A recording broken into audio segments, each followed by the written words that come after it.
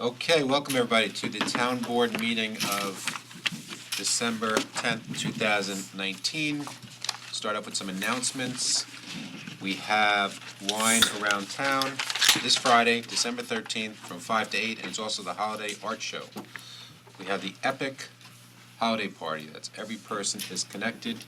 Epic Holiday Party, Sunday, December 15th, 2 to 4 at the Community Center. I'm ringing the new year at the gazebo with Rotary, December 31st, 11:30 to 12:30 a.m., not p.m. Okay, supervisory report. Let's see, the rezoning draft code was completed. We're getting some comments. And next year, the scoping process for the generic environmental impact statement will begin. Let's see, downtown Chapaka's looking great. The snowflakes are up. The tree and the decorative light posts have been wrapped just in time for wine around town and the holiday art show. And let's see, work started on the inclusive playground, the basketball court, additional parking in front. We awarded the bid for the snow removal in downtown Chapaka, and that's going to start tomorrow morning, since we're expecting snow tonight. That's it. Let's see, appointed some members of the Holocaust and Human Rights Committee. And what else we got here? Last Westchester County Advisory Board meeting for the Westchester County Airport is scheduled for December 11th, tomorrow night, 7 p.m. The Inningwood Pump Station, I don't know, maybe I'm taking your content. That's going to go online tomorrow. So our water will be coming from a different source starting tomorrow morning for how many weeks? 12 weeks? 8 weeks? 7 to 8, I think. 7 to 8 weeks. Tonight we have an agenda to adopt the budget, the 2020 budget.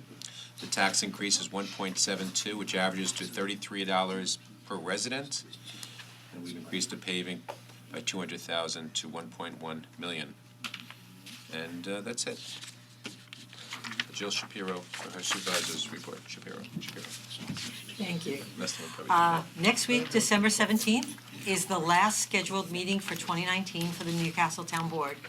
We'll be holding a reception for outgoing Supervisor Rob Greenstein and outgoing Board Member Hala Makowska to thank them for their years of service. Please join us from 5:30 to 7 before the meeting for light refreshments, and then a presentation ceremony from 7 to 7:30. And of course, stick around for the Town Board meeting, which is always a pleasure.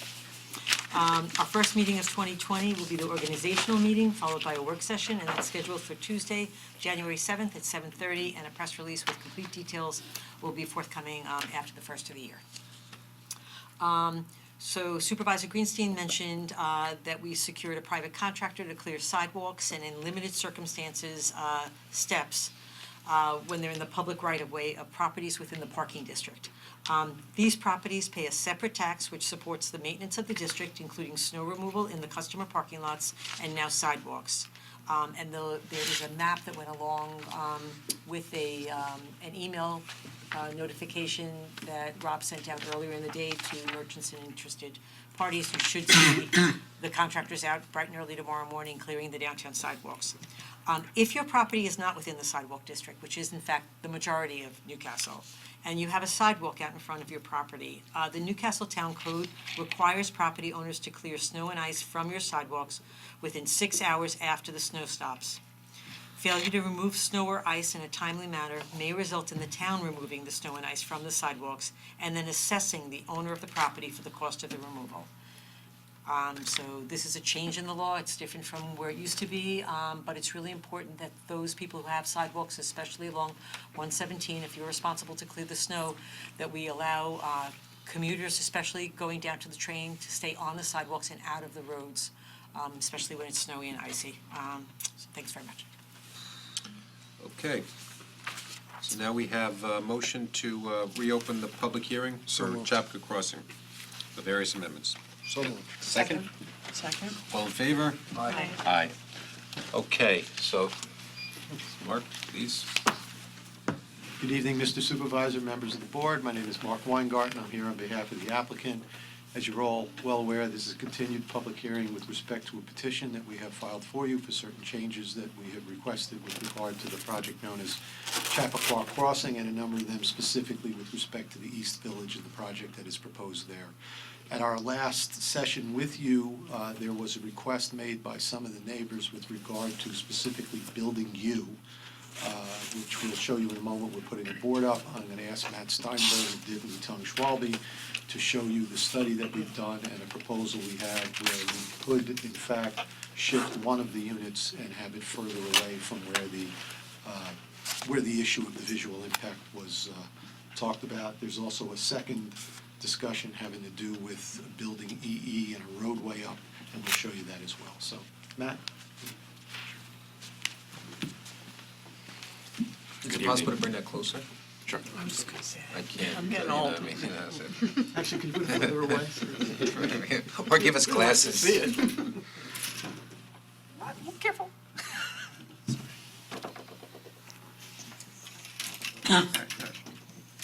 Is that a little better? Yes, much. Uh-oh. No, it's going down. There's a lot of great differential. I could read it. Can you read it? Matt, aren't you an engineer? I know.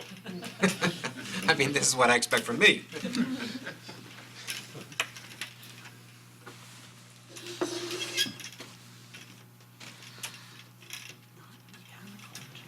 Huh.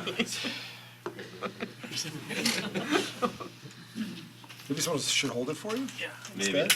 Yeah. Seems like that. Just kind of. There we go. No?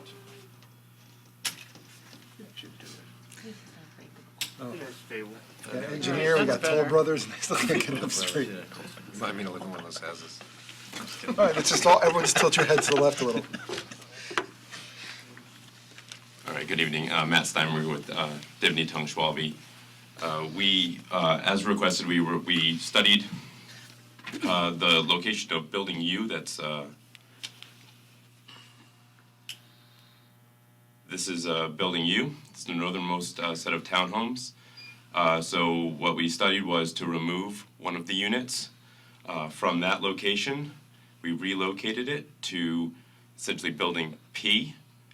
And what that did was a small shift in the relationship of all these units, but essentially they're in the same configuration. Now, just instead of a threeplex here, it's a threeplex here and 4 units down here. The effect was to essentially move Building U 30 feet further from the 37 Cowden Lane. And at the same time, it's actually 20 feet further away than what was approved in the 2015 PDCP. So it's essentially further away. I believe you've reached out to the neighbor and his response was positive. I'm sure we'll hear from him, but he's not here tonight. Right. In fairness, we reached out to him. We know we spoke with him. I do not want to represent what he said because we don't have that information. It was only a couple hours ago. Okay. So we'll have that for you next time, but I don't want to represent otherwise.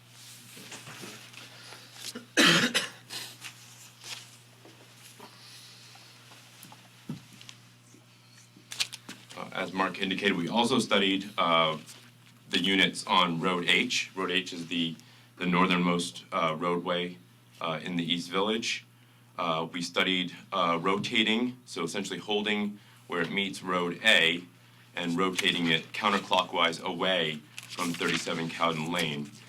The effect of this, though, requires additional disturbance in order to, because of the way the grades work up at that end of the site, there's an additional approximately 0.4, almost half an acre more of disturbance, and it would require a new retaining wall in order to do something like this. So we're not, at this point, proposing this because we believe the amount of change and the amount of additional disturbance and site work that would be required for this is not, it'd just be a minimal change because these units essentially are, since they're shifting away from approximately 360 to 395, the visual impacts would not be perceivable. 135, how much was it? So it'd go from 360 to 395 Property line or house? from the patio. We had studied it from the patio before.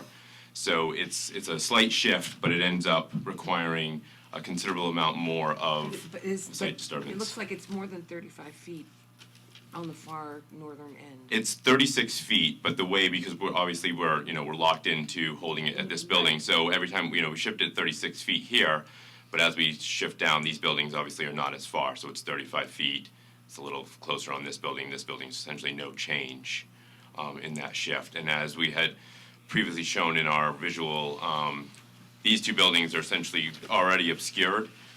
This building can be obscured some further with some landscaping, and we can definitely work that with the homeowner, both during the site plan process and essentially during a lot of this stuff is one of the things that we would propose to field locate some of these trees. So while the landscaping is going in, that would be an opportunity to kind of help, move some of those trees around so that they do the most at the time of planting. I just want to also mention, we're showing it to you tonight, we haven't shown it to anyone else at this point. Cost-benefit analysis from our standpoint of what you're gaining versus what you're asking us to do doesn't make sense to us. My experience is, I think you can hear the same thing from your planning board when they look at this, when they start talking about all the things they've been working with us on and the requirement of the retaining wall and the rest of it. So we've studied it, we've looked at it, you have it in front of you, it's an alternative, but we're not proposing it because we think we may get caught between the two boards anyway. I think framing it in terms of the additional site disturbance and the retaining wall makes sense, but to say that a 35-foot shift doesn't make a difference when we've just heard that a 30-foot shift for building U does make a difference Well, seems contradictory. No, I would say that it makes a difference depending on, 30 feet is a lot if you're 10 feet away, the difference between 10 and 40. But 330 feet versus 365 feet on what you see visually, we would argue it's virtually the same. So in other words, it really does make a difference. If it's a football field or it's a football field in another 30 yards, essentially, it really depends on where you are. So if you look down at building U, it's close. So we would understand where that shift could make a difference on visual impact. We would suggest if you took the pictures, you look, and that's what the engineers are telling you, is you will not tell a difference standing on the patio and taking a look. If you had them both standing there, you wouldn't know what the difference was. I think as long as the property owner agrees with you on that point, because when I saw the visualization, not the two-dimensional, but the actual pictorial visualization last week for where building EE was proposed to be located and what that was going to look like from their back porch there, that was concerning for me. So as long as the property owner is satisfied with the notion of the additional screening and planting that you're proposing, then I agree with you that the cost benefit probably doesn't make sense. And No. it doesn't make sense from a visual perspective for us either, because we don't want more retaining walls. And But I wasn't more suggesting stuff. cost benefit as far as money is concerned. I'm talking about Yeah, what the pros and harm cons. to the so-called, Right, the negative. the negative of what we're creating. And if you'll recall at the last meeting, while I think that some people may have anticipated otherwise, building EE, which is the end of that unit over there, was Right. not the subject of the neighbors' concerns. It was building U. And that- Right. But we studied both, and you'll have the alternatives available to you, but those are our opinions. Okay, thank you. Okay. All right, now we can talk about the Bedford House. Now, Nick, did you want to give us,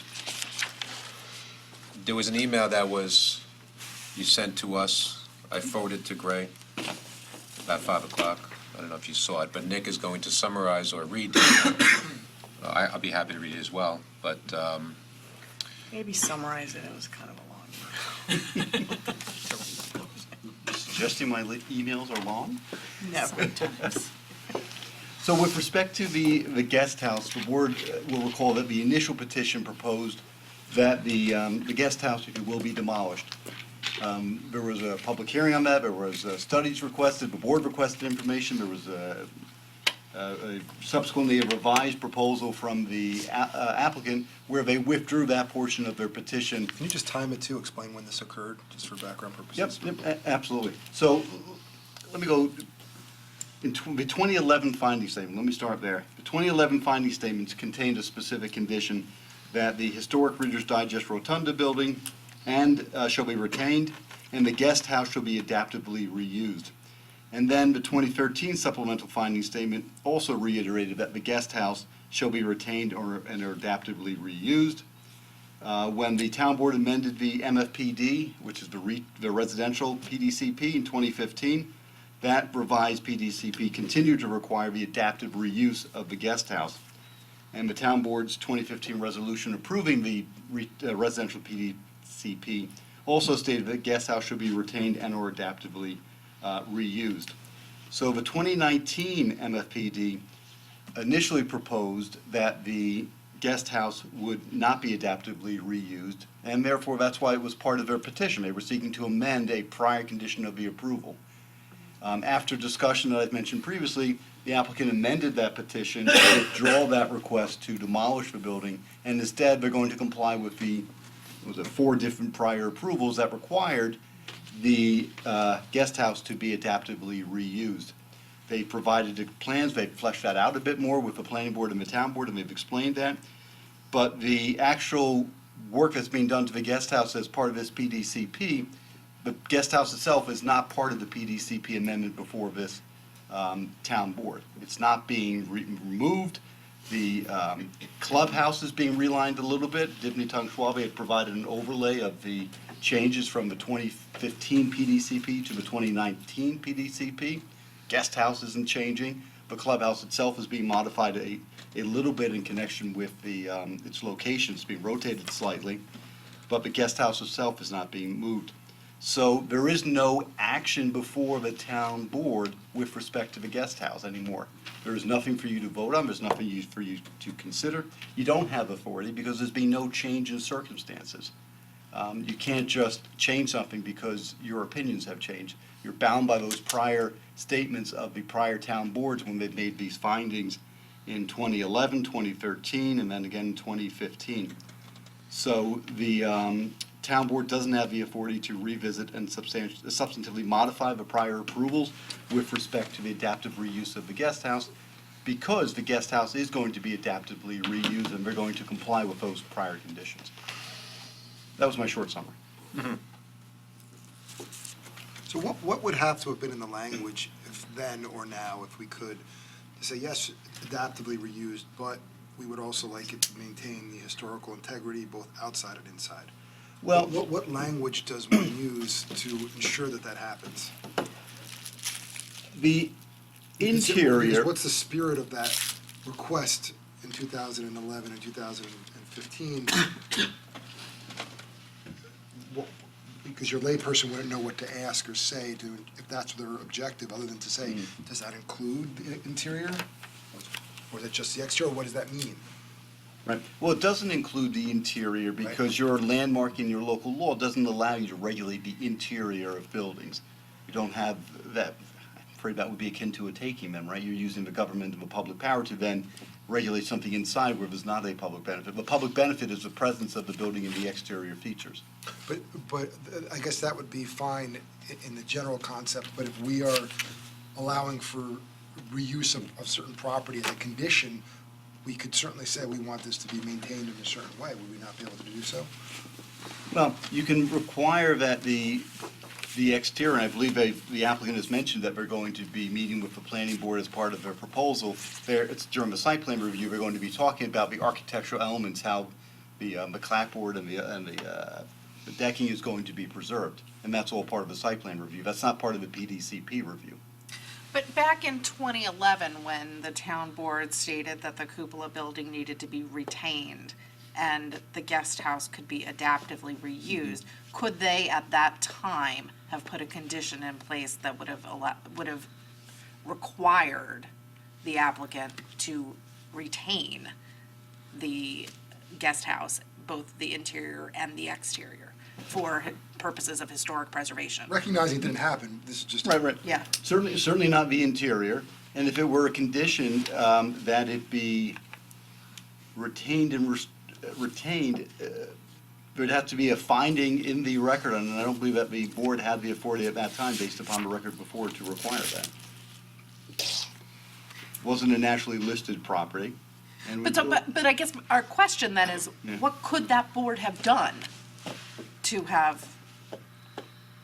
to have historically, to have preserved this building. Short of, I guess, purchasing the property, right? Right. Right, its hands are tied because it is private property, and they have a right to do what they wish within the bounds of the law. And in this case, in terms of the secret findings requires that you take a look and you get recommendations from the state office, SHPO, Parks, and they make recommendations. I'm not fully familiar with the record back in 2011 Yeah, no, to I'm fully sorry. answer your question. Yeah, it's not quite fair. But if the building had been landmarked, does that give greater latitude? Your local code requires certain procedures to be followed. It gives you a bit more latitude, but at the end of the day, you don't have the authority to say, it couldn't be demolished at that point in time. It all goes back to secret when you're looking at what are the impacts from an archaeological and historical perspective. So And that's informed by the record. The bottom line is that for those who are listening, and more specifically, not just you, but obviously a lot of concerned people, there's not much we could do even if we want to see it preserved in a certain way. We're limited in what we can do. Correct. You're limited both, mainly now because of the decisions made back in 2011 after the town board reviewed the archaeological history, SHPO weighed in, the public weighed in, there were public hearings held, and a determination was made at that point in time with respect to the findings. There's nothing before this board that changes those findings or gives you the authority to do so. So there's no action before us. And if we allowed them to demolish it, then we would actually be That's a different going situation, against, we would be correct. going against something that was a prior approval, and then I can certainly understand why people would be very upset with that. But we're not doing that. We're sticking with what's been approved on, I think you said, four different occasions, if I'm Yes. not mistaken. That's the story. Ready? You could certainly speak, absolutely.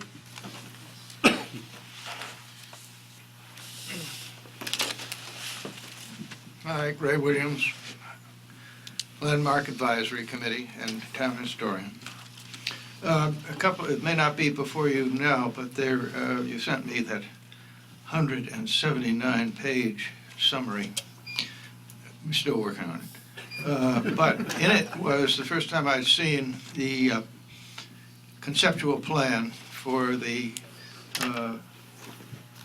way the clubhouse and the guest house work. And there's one thing that I'd like to see disposed of right away, and that is in the proposal, as I understand it from the drawings, the elevations, the proposal is to remove the front porch, including the columns, and not replace it. There was a discussion as to when it might have been built. They say between 1926, 1940. I've tracked it back to 1929. Now, historical relevance is defined as 50 years and older. So, regardless, it's certainly been the way it is now for the better part of a century. It is part of the visual feature with which we're all familiar. And we would like to have it agreed that that will not happen, that the front porch will be retained. It's part of the exterior, it should be retained, Right. I wonder if you want to even if it's 20 years comment old on or that? 100 years old. Just to comment again, the reason for that report was that we had made a request to remove and demolish the guest house. which No, what- this is the No, report he's referring to. I get that, I'm going, Correct. but that's why that issue Let him was finish. before you, so we withdrew that, and that's the purpose of the discussion that your counsel was having with you, that it's no longer there, and we're having this. The point is that we have an obligation now to adaptively reuse in context of the findings, and these issues that you're bringing up now are going to be treated by your planning board in site plan review. We've made a proposal that was in context of the demolition. Then you asked us to do a study, we did a study. Those plans, we're not allowed to build those plans. We now, after you would go forward with the PDCP on all those other issues and suggest this is no longer on the table in front of you, it goes to your planning board, and your planning board is going to work with us on what we're allowed to do and what it's actually gonna look like, just like with everything else on the plan. That's. But the porch would be maintained. I don't know the answer to that question. We'll have to. I think it I would think the have to town be board- maintained. Again, I don't have the answer. There are legal requirements of things we'll have to do, and we'll have that discussion with your planning board at that time. Well, and I think you should understand that the Architectural review town board. board will be making a recommendation to the planning board that they take up this issue. Okay. Right, because if it has to be retained, we want to be retained at least historically. Well, the outside on should be the same. exterior. Correct. Yeah, this is part of the exterior, that has Exactly. nothing to It's do with the interior. It's the exterior, Right. it's the exterior. The exterior needs to be maintained. These are conditions. Get it on the record that we are concerned. We continue to be concerned about the interior. We understand the legal limitations. It has occurred to us that it would be easy enough to switch your gaming room, whatever it is, with the interior space of the house and not be so destructive. I emphasized at the earlier hearing the historical importance of the interior, but I should have given more attention to the fact that we consider the proposal to remove the interior as being very risky and really kind of very impractical, and that we fear that indeed in the process the house itself will become unstable and will require being demolished, in which case nobody would end up winning. And so we would love to see, one, a reconsideration of the program for the clubhouse to see whether it is indeed impossible simply to use the interior space for your game room or whatever other uses. And also, if, as is implied, your hesitance to do so has to do with the lack of conformity with building codes, that you consult the State Historical Preservation Officer and the State Division of Building Codes and Standards about waivers and exceptions to current building codes when you're dealing with a historic building. As I say, we've been there before with the Greeley House and had to get a number of waivers. And it doesn't have to be a museum, it has to be a historic building. But this is, the State Historic Preservation Officer is already designated this as landmark eligible, as historic district eligible. And indeed, we know from personal experience that you can get flexibility on matters such as ceiling heights and to a certain degree accessibility, or you can get compromises or substitutions. You do not have to make every inch conform. If they haven't done this, we suggest strongly that you do so.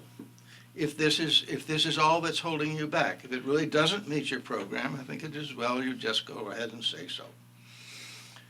Finally, I think there should be some conditions if you go ahead with the demolition. It's not being demolished. As to what, and that I think is going to end up in your bailiwick, not necessarily the planning board's. First of all, there needs to be a more substantial engineering report on the structure of the building to make sure that what we believe to be the case and what your building inspector believes to be the case, that the building is essentially sound as it stands. It is not going to fall down. It would last indefinitely. Second, we urge that a experienced restoration architect be commissioned by Toll Brothers to prepare a detailed demolition and reconstruction report to be reviewed and approved by the town building inspector. And finally, and that, with all due respect, that the work be done by an experienced contractor with this kind of construction. It is not the same as modern construction at all. Finally, as a guarantee, we would recommend that Toll Brothers and/or Summit Greenfield, whoever's really responsible, put up a bond to be forfeited if something goes wrong and the building becomes unsalvageable. That's it. Thank you. Just curious, if we wanted to implement things that were just suggested, do we have the authority to do so? Some of them we can, so others are really, I believe, purview of the planning board. So I've written these down, we're gonna review them, and we'll incorporate them into draft resolutions if the board so want to consider that. And we'll reach out to Mr. Gray to get some clarification. Mr. Williams to get some clarification. If you have any questions, yeah, all right. Excuse me. Yeah, Will Wedge, Chappaqua resident. I'd just like to amplify a couple of things that Gray was talking about the building. It has, in its recent past, a history of adaptive reuse. What we see in the interior is the result of an involvement with Lila Wallace, the Reader's Digest, and the nascent firm of Beyer Blundell Bell, which is now almost 60 years old and is the preeminent American firm in adaptive reuse and historic preservation. It was one of their earliest commissions. I have been in contact with Beyer Blundell Bell. I've worked with them professionally. I have friends in the firm, and they've already expressed some interest in the fact that it would be a marvelous case study for them to see what we did 50 years or 60 years ago and what we would do today in an adaptive reuse of a building. It is not a large project for Beyer Blundell Bell. It's a blip. They do things like Grand Central Terminal, fairly large commissions. But there is interest, and the person who heads up their historic preservation and adaptive reuse practice is Frank Pryl. I know him, I've worked with him. When Gray is mentioning engaging a professional in adaptive reuse, maybe it's somebody of the caliber of Beyer Blundell Bell, or maybe it's not, but I can say with authority that it is certainly not Toll Brothers, and that's no criticism and no, with all due respect, you build new buildings, you have no track record or experience in dealing with the integration of new and old, or dealing with old in general. So as part of, and I understand where we're going, the board's authority, and Nick, I understand what the limitations are, but what Gray is getting at and what I wanted to amplify in what he is saying is we understand there is a planning board process that is going to go on, and we would like to see some conditions in that process that aim for the best result possible for the building, for the history that it represents, what it potentially can be. And I can speak to some of the, I'm not sure, Mark, if the 168-page report is withdrawn at this point, or is that still a roadmap for what they may do with the building? No, it's part of the record. Well, Well, just to be clear. no, sure. It's part of the record, and as a request to see what we would do as adaptive reuse, we have also made part of the record a concept plan for the adaptive reuse, which involved the clubhouse that you've seen. So that's what's part of the record, that it's still there, so it's not necessarily No, withdrawn. I'm not sure what the proper term is, but it's out there as a concept plan. We do have a concept plan that Right. has been filed with this board. Okay. And that will be reviewed under the process in the planning board. That plan will be filed, it actually, because there's been joint meetings, the planning board already has it. And if we are fortunate enough to have our petition granted here, the next step would be to go to the planning board for site plan review of the entire East Village, which will include the guest house. And Okay. that plan will be the starting point, and we will work with them from there. Okay. So what I'm amplifying then and what Gray is saying is we would like some mechanism, if possible, for conditions to be placed on what, using best practices in adaptive reuse and not legalistic interpretations of what historic preservation is. there's a practice of historic preservation that's done all over the world. And what adaptive reuse is people study it in college and get PhDs in it. It's not debated what it is legally. It exists. People make money at it, doing it, and they're happy about it. And it's very successful. And we would like to see these conditions that Gray has said inserted into the planning board approval process so that we can do what's most appropriate for that building in the context that we understand it's owned by Summit Greenfield Toll Brothers. The exterior is the only part that could conceivably fall under town code, even though it's not a landmark building in town because the owner refused to allow that process, as we're well aware. So it's that kind of conditionality that we're looking for so that we know that we have some mechanisms in the planning board review process to make sure that best practices are observed and implemented with the result of, now as I understand it, delivering the owner a recreation facility, is I guess best you could call it. It's a clubhouse, pool house, combo unit, whatever it is going to be. But most importantly, the most important condition, other than Gray's one about the front porch, the two-story pillared porch, which is a key feature of the exterior, is that speaking to the plan that has been submitted, the 168-page plan, where they call for the removal of the interior structure without addressing at all any of the costs or implications from a building structural perspective of what that means. It's extremely expensive to do that to buildings. I've done it many times in the city, where you remove the interior of the historic landmark townhouse entirely, and you have to support 4 walls, including the common walls, and do what you're going to do inside. The landmarks laws in New York are similar in that respect, that they do not protect interiors necessarily. They can, but not necessarily. None of that is addressed in this preliminary plan about the cost, the methods, the means that would be used to hold up a building if you're removing its interior, especially the kind of building that this is, from when it dates and how it's built as opposed to beam structure.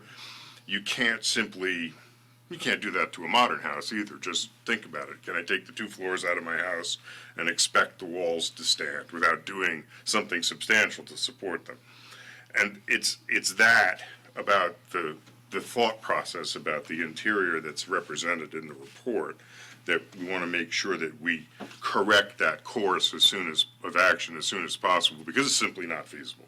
The town's own building inspector understands that. He happens to have and own an old house, and there are things that are absent in that plan, and I think some of that may be because the owner recognizes that that is a very costly thing to do in the restoration of a building, to remove its interior, and expect it to survive that process. And we just want to make sure that that doesn't become a de facto demolition, accidental, intentional, or otherwise. It could be very damaging to it. So I'm advocating for conditions as much as feasible in the planning board process that we can protect as much as feasible of that existing building. Thank you. Thank you. Any other comments? Hi, my name is Suzanne Chazen, and I'm a town resident. I also was an employee at Reader's Digest from 1987 to 1999, so I have spent a lot of time inside that building. It's near and dear to me. I understand what you're saying about the legal implications, but here's why I'm here. I saw the video that Mr. Williams said the other week, and I think the most important thing you can hear, I believe he said it's a post and beam construction. I'm not an engineer, but I believe that there's 2 things going on here. One is that Toll Brothers is talking about adaptive reuse. The other is that Mr. Williams pretty clearly said that any real gutting will result in a de facto, as Mr. Wedge just said, a de facto demolition. So my concern is that we will be back here a year from now because the building fell down or the building was rendered unusable. And I feel that right now is our chance to make sure that doesn't happen. To make this building adaptive reuse and perfectly safe and beautifully protected, we have to ask Toll Brothers to make a really strong, good faith effort to maintain the building, to preserve the building in whatever need. And I think maybe we're getting into a digging our heels in.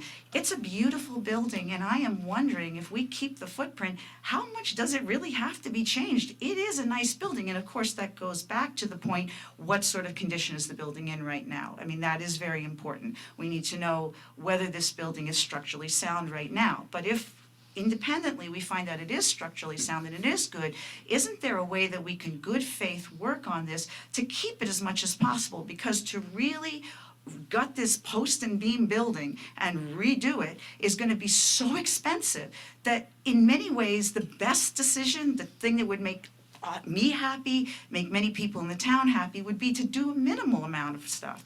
And that would ultimately preserve the building, be less expensive to Toll Brothers, and might not be so bad. My fear is a de facto demolition, like was just said. And I think that the town needs to do everything in its power, whether it's a bond, whatever it is, but I don't want it to be contentious. We don't need it to be contentious. We need a good faith effort from Toll Brothers to say, this is a significant piece of property. This will be appreciated by the people who live there. They moved to Chappaqua because we have old homes. I live in an old home. People love old homes. And this is a beautiful building. It retains the character. There's a reason why we want these buildings. And to gut the whole thing and ultimately say, well, that thing's gone, we're just gonna have to total it, that's my concern. So that's what I leave you with. It's a beautiful building. Let's not see it in a pile of ruins. Yep, I think we could all agree with that. Any other comments? Any other comments on the application in general? Okay, so what we're gonna do is we are going to adjourn the public hearing till next Tuesday. However, the goal is to vote on this next Tuesday. Typically, we don't vote on things the day that we close the public hearing, but since it's the last meeting of the year, I want residents to understand that we're leaving it open for just, as much public comment as possible, and, but we do plan on voting on next Tuesday. And obviously, if you have comments, you'll have to wait till next meeting to bring them up. You can send them to the board and they'll be part of the record. And Nick, I think there's been some very valid points made, and one of the things that I've voiced to you before is what we don't want to see happen, and I'm not insinuating that you are going to allow this to happen, but if for the next 2 years, this is there, or next year, as Toll Brothers is doing their development, that it gets rain and there's leaks and it structurally decays, and then, well, wait a second, now we're a year in, or whatever it may be, and now there's been enough damage to it that it's not worth our time. It's by sort of involuntarily / voluntarily allowing it to decay. It's called benign neglect. Yeah, yes. We want to make sure that doesn't happen either, because, that's something that would ultimately not serve anyone's goal. Right. If the building falls down, then they're in violation of their approval, in violation of 4 different approvals. This building is going to be adaptively reused, as our 4 prior approvals have indicated in the finding statement, indicated in 2011. It is not falling down. And it's going to be very expensive, but that's their problem, not ours. But I think what we'll be doing in the conditions we'll be drafting, we'll get those to you for your review and comment, is, right, because the planning board is the appropriate board along with the architecture review board to look at these issues and take the time to go through and have those detailed discussions. The town board makes the policy decisions, and that's why with the PBCP, it's a concept plan. You're saying it needs to adaptively reuse. We're going to set forth a number of conditions, pick up on what's being mentioned tonight and what I've also heard from the board, to make sure that you're giving very guided, specific directions to the planning board so that they cannot not look at something. You're going to make sure you specify that we're going to look at those things. And then we're going to do that examination. There'll be public hearings, and the public will have an opportunity to interact. But it's at that level where that goes. You're going to tell them the parameters and give them the minimum items they need to look at, and the minimum conditions, and some of these recommendations tonight will be incorporated into it. Right. And Nick, do we have the authority at this point to impose a bond to ensure that it doesn't fall down? Not at this time, no. The board doesn't have that authority. I'm going to speak to the building inspector, I'll speak with the applicant, and let's see how we can address the concern that Jeremy and other board members of the public have raised tonight about making sure that while this is going on, it doesn't just fall down upon us because yes, I But I understand the think, concern. I think to a certain extent, we do have to have some enforcement mechanisms and holding a bond until the project is complete and the building has been adaptively reused. Construction. There's construction bonds, we just, Well, we're there's talking. construction, no, this is different, it's to make sure, No, I and know this it's may be the different. last Just thing saying. that gets done. But construction bonds are for public improvements. Here is not a public improvement. So I understand the question, I don't have an answer for you tonight, Well, but I, you're saying it's not a public improvement, but to a certain extent, if the exterior of the building represents the history of the town, as outlined by Gray, but also the history of the property, in terms of the way that, land use has evolved within Newcastle.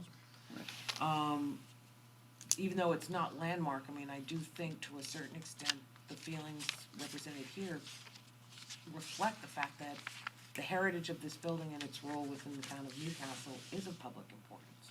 I understand that, but my fear is that could be made about other public buildings in town, and does the town board have that authority, and how far does that extend? So I understand the concern, but rather than sort of give you my thinking tonight, I'd like to give Yeah, it some thought. I think we should really look at what we can do to make sure that, the right effort. I understand the policy point of view, but that basically the policy is. Right, we all have a common objective, we want to make sure that it's actually feasible to achieve, because at the end of the day, when we get their approval and we go to adaptively reuse it, we still want it to be there. Right. I get that point, so let's see how we can get And there. I think there's another component of historical accuracy, because, small changes, whether it's the size of the fenestration in the windows, whether it's the size of the clapboard, the type of roofing material, a flat roof versus a shingled roof, the type of siding, all of these kinds of things can drastically change the appearance of a building. So, for example, I lived in a very old house, a historic carriage house, and I had beadboard, or, walls inside this house. When we restored it, we actually had to get custom lathes made because they no longer made beadboard as wide. So to a certain extent, if you're gonna start changing the dimensions to modern Home Depot available materials, not saying Toll Brothers will, because they do very nice work and they have very good craftsmen, but I'm just saying there's certain architectural elements on the exterior that should reflect the historic accuracy in order to keep the character of the building intact. Right, we'll make that point in one of the conditions of the planning board. We'll look at to ensure that if we're doing that exterior restoration work, that it's historically accurate. And I would just add that the planning board, I don't think we should just look at this in a little vacuum. I think the planning board has a pretty good history of being thorough and not exactly, just accepting things. I think we could feel pretty confident that they're gonna be diligent as their reputation as they've earned their reputation over the years with countless projects. There's no reason to all of a sudden think that they're gonna just basically whatever you guys say should be fine. That's not the way they've ever done things, and I don't think they'll be doing it like that this time either.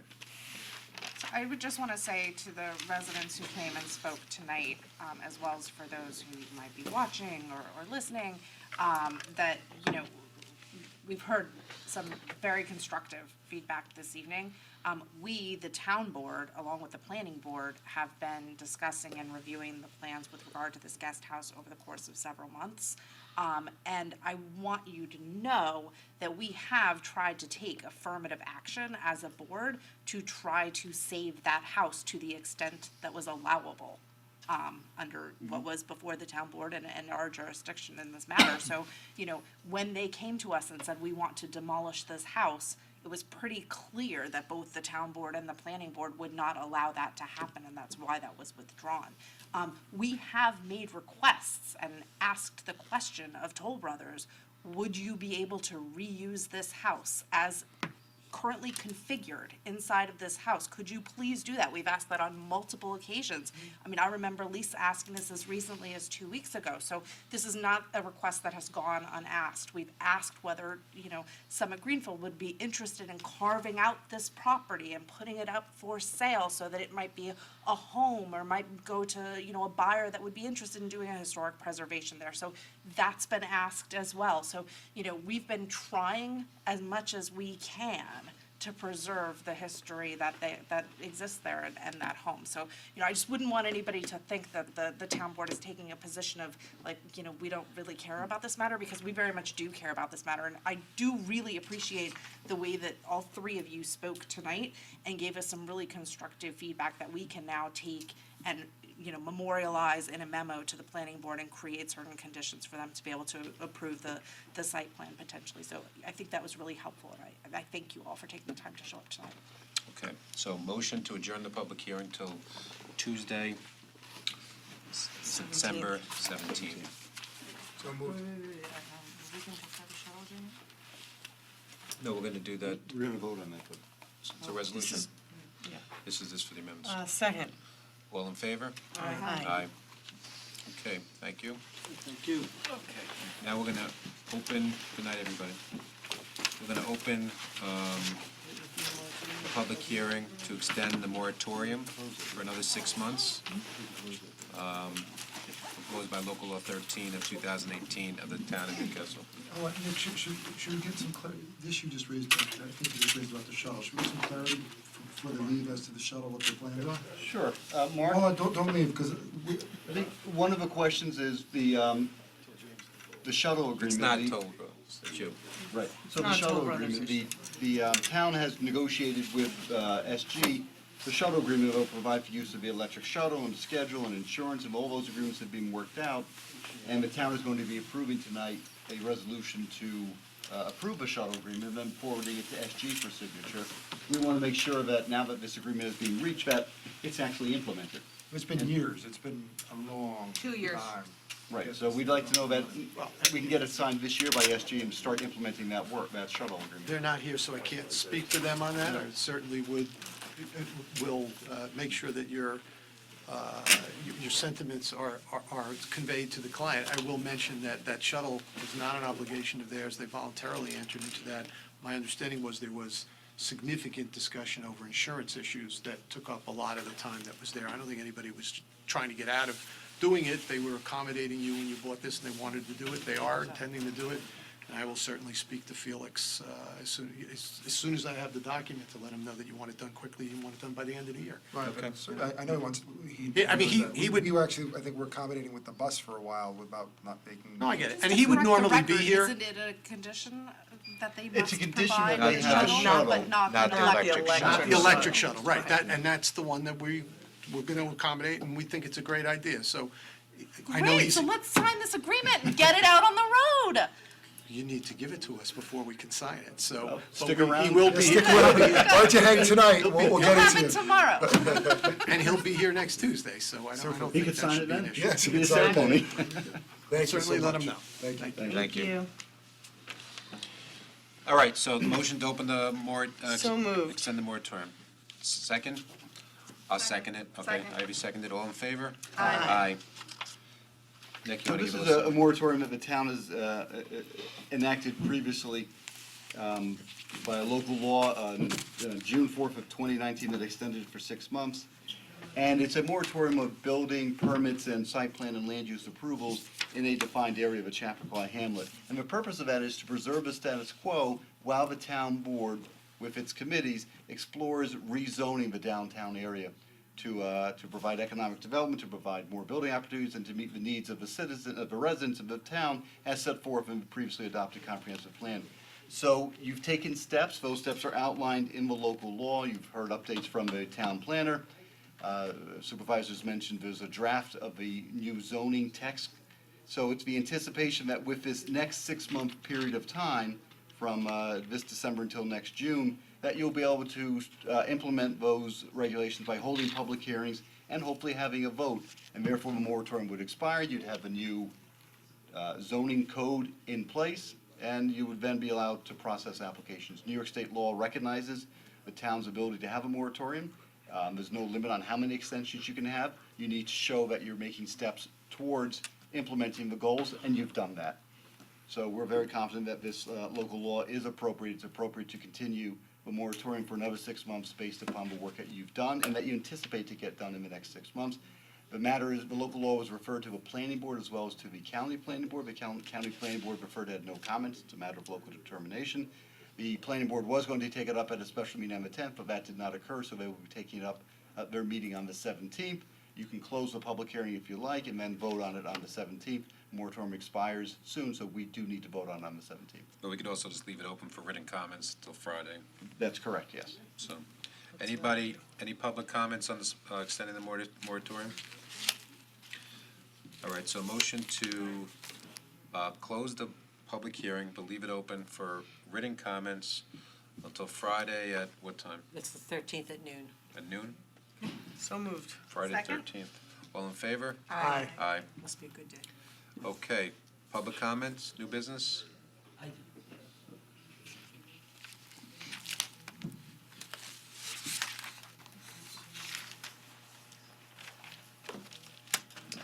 Rob Fleischer. Good. I don't know if I'll make it on Tuesday, but I wanted to thank you both for your service. And I think it's important, as you look at a board and the composition of a board, that there is kind of active engagement and athletic engagement amongst the members of the board.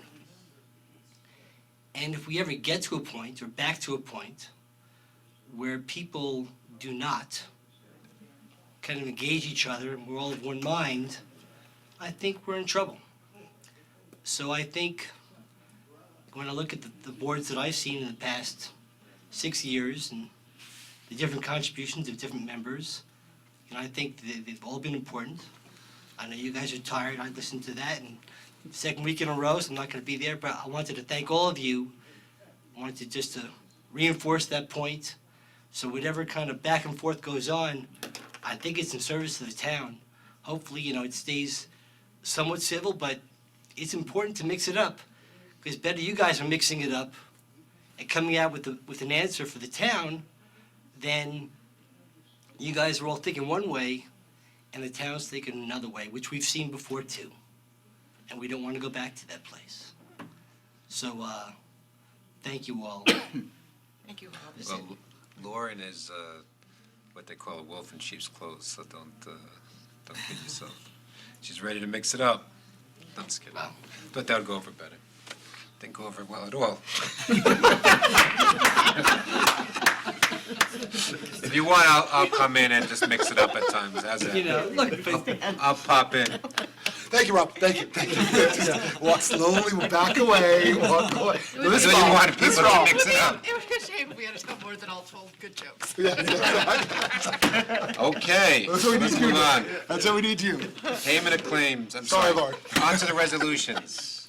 You're gonna have to read it out. All right, Joke. okay, so I'll read it. Bad joke. I move to approve the payment of claims in the amount of $145,745.25 listed in the summary pre-check writing report and detail voucher detail report each prepared on December 10th, 2019. Checks will be issued and mailed to each claimant listed on Wednesday, December 11th, 2019. Second. All in favor? Aye. Aye. I move to accept, I move to accept the following monthly reports for number 2019, the town clerk, court clerk, development department, and receiver of taxes. Second. All in favor? Aye. I move to adopt the following resolution. Resolve the Newcastle Town Board hereby adopts a preliminary budget as a final budget of fiscal year 2020. Further resolved that with regard to, never mind, I'll do the whole thing. That the 2020 final budget for the general and highway funds set for the total tax levy of $16,732,851. Be it further resolved that the 2020 final budget for the solid waste district renew the annual dwelling unit charge of $440 per residential unit. And be it further resolved that with regard to condominium complexes with adequate refuse storage capacity as determined by the Commission of Public Works, The 2020 final budget for the solid waste district renews the annual dwelling unit charge of $440 per condominium residential unit. Those condominiums will remain or change to once a week collection, and be it further resolved that with regard to the condominium complex with limited refuse storage capacity as determined again by the Commissioner of Public Works, the 2020 final budget for the solid waste district renews the annual dwelling unit charge of $264 per condominium residential unit for those which will remain at twice a week collection. Second. All in favor? Aye. Aye. Do you want to go, Holler? or do you want me No, go right ahead.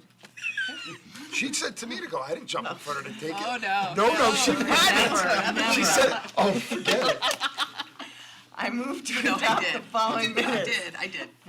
February 5th, 2019 work session, 'Cause I didn't have February it, just 12th, gave it to me. 2019 town board, February 26th, 2019 work session and town board, March 5th work session, April 2nd, 2019 work session, August 13th, 2019 town board, September 4th, 2019 town board, September 17th, 2019 work session, September 24th, 2019 town board, October 29th, 2019 town board, November 6th, 2019 work session, and November 12th, 2019 town board. Second. All in favor? Aye. I move to adopt the following resolution with regard to 2019 end-of-year budget adjustments.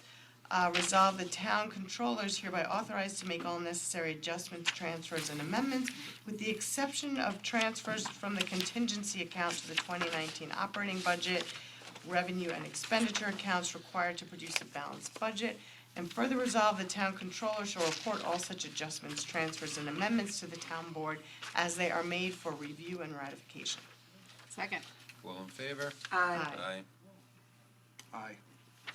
I move to adopt the following resolution authorizing the release of a letter of credit to the Presbyterian Church of Mount Kisco. Now therefore be it resolved that the town board in the town of Newcastle hereby authorizes the release of the letter of credit described in this resolution. Second. All in favor? Aye. Keep going. I don't have my glasses. It's not my favorite either. No, they're also. I move to adopt the following resolution authorizing the acceptance and acknowledgement of a performance bond for Homeland Towers. Now therefore be it resolved that the town board of the town of Newcastle hereby authorizes the acceptance of the performance bond described herein this resolution. Second. All in favor? Aye. Aye.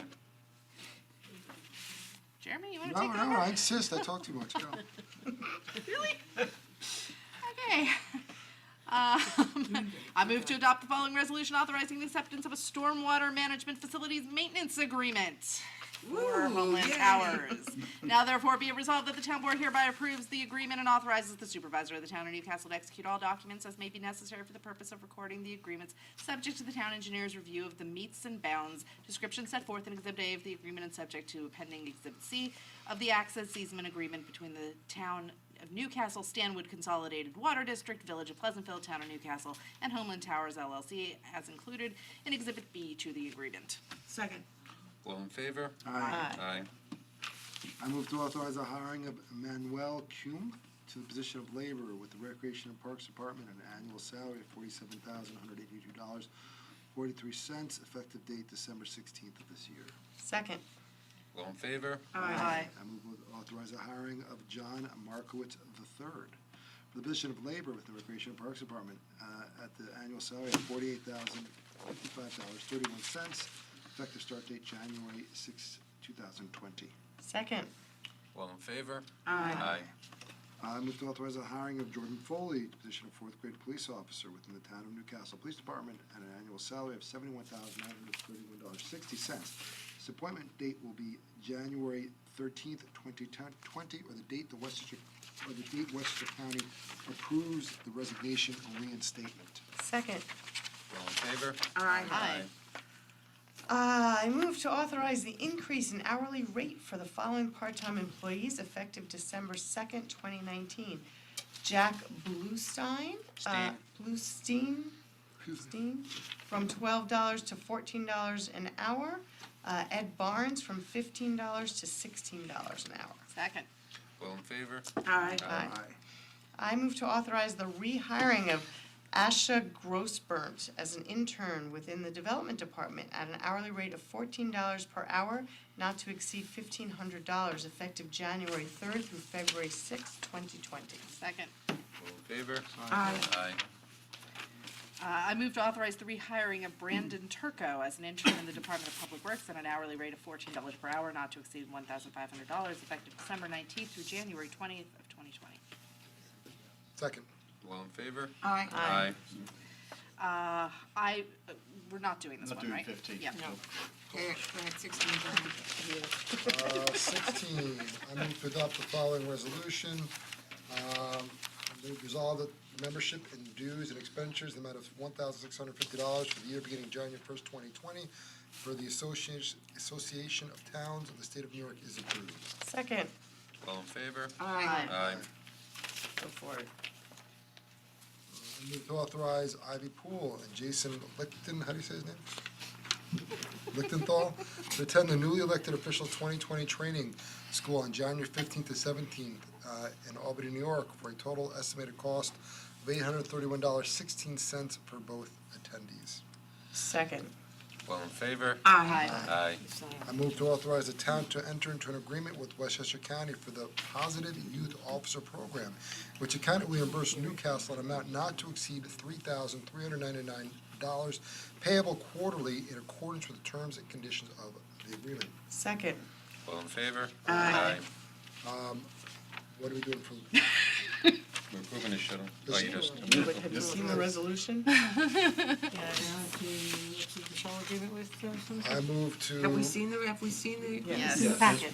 Oh, it's in the packet. So I move the town to approve the shuttle agreement resolution with Summit Greenfield. That's fine? Yep, that's. Second. all in favor? Aye. Aye. Did you guys do number 16? Yes. 16? Yep. Yeah, we did. Jeremy, and Okay. you seconded it? Lisa. Lisa, okay. Okay, any others? We did the payment of claims. I think that's it, Ready right? to adjourn? Second. All in favor? Aye. Aye.